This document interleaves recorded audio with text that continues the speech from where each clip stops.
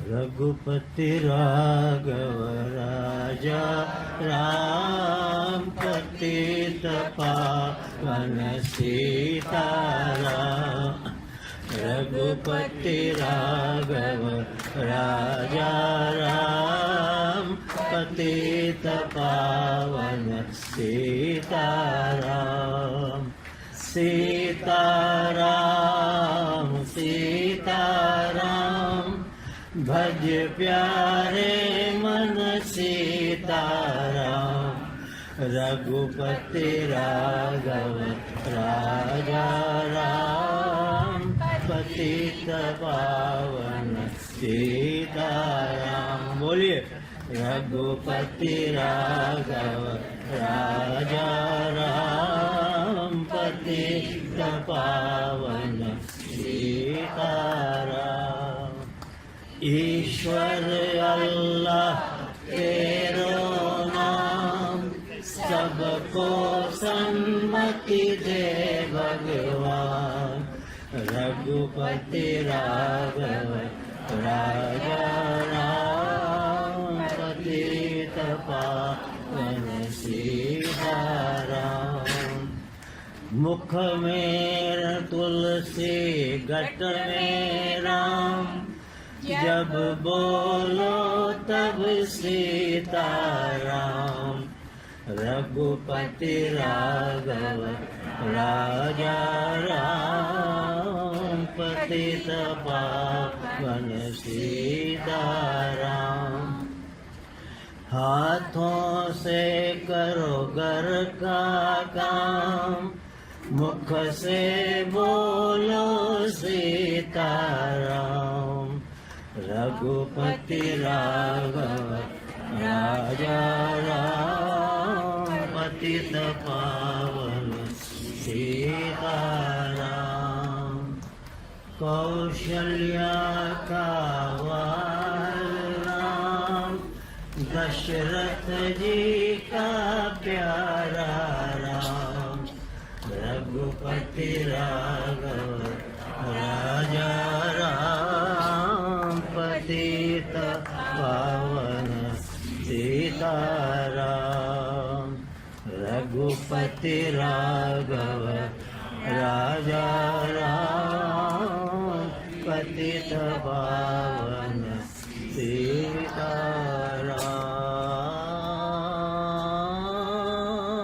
Really thank her, and I'm very grateful to her staff, Consulate, for being a great partner and the partnership in this year-long festival. This could not have been possible without the help of the Consulate. Without further ado, I'd like to request our Consul General, Swati Kulkarni, please, for a message. I'm happy to see so many familiar faces from King Center, from Gandhi Foundation. Gandhi Foundation has been our steady partner in this year-long festival. They have relentlessly worked to make successful events in collaboration with us. We are thankful to them. So this year is important because we are celebrating 150th birth anniversary of Mahatma Gandhi. We are celebrating 90th birth anniversary of Dr. Martin Luther King. We are also celebrating 60th anniversary of Dr. Martin Luther King's visit to India, which he called pilgrimage to India. So there are three important anniversaries which we are celebrating this year. So as you everybody know that Gandhi has been so important because he has been an iconic figure for all of us, and he has led India's epic freedom struggle against colonialism. Dr. Martin Luther King, he has led epic America's struggle against racism, and Dr. Nelson Mandela, he led anti-apartheid movement. So all Dr. Martin Luther King and Dr. Nelson Mandela both followed Gandhian methods, and the common thread that runs through all this freedom struggle is humanism and religious tolerance.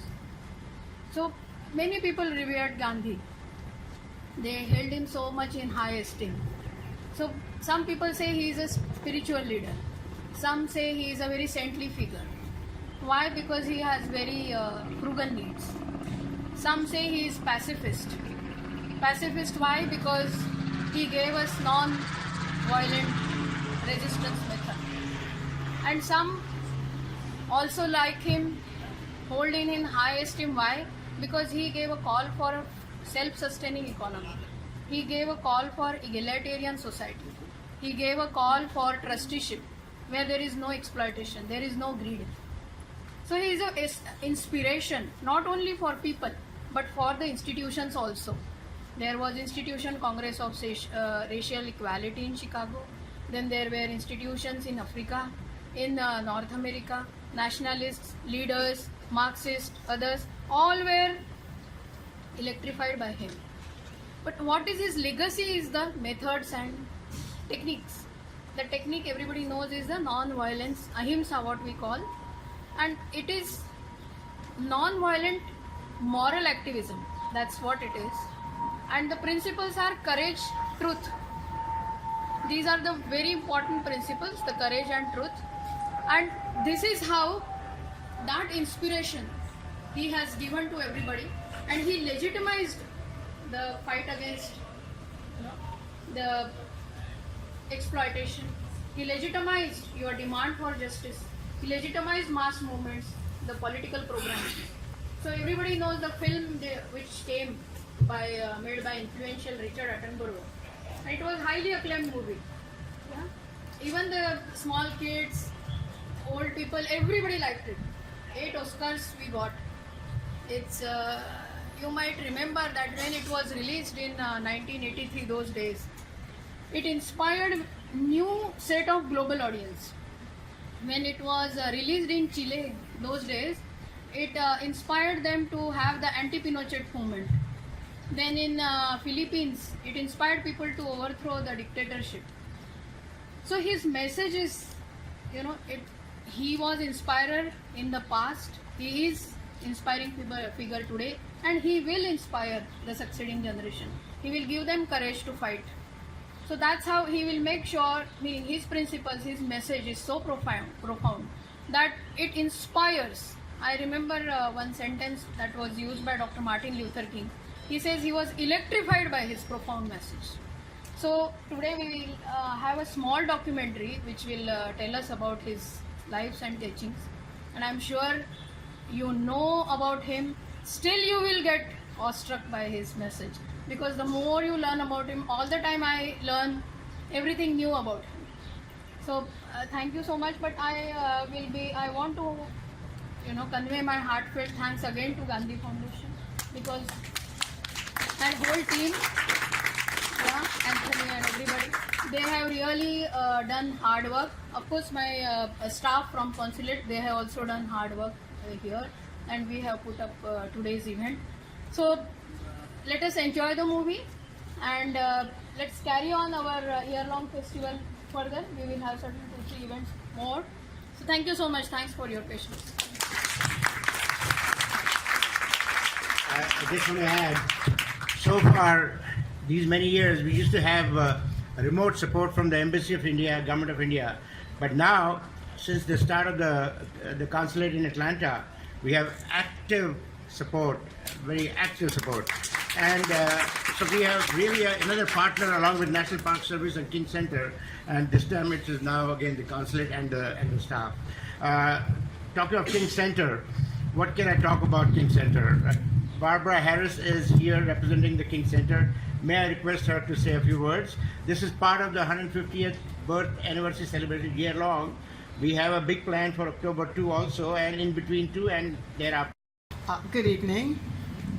I bring you greetings on behalf of Dr. Bernice A. King. As many of you know, she is Dr. King's youngest daughter and Mrs. Coretta Scott King's youngest daughter, and she's also the CEO of the King Center.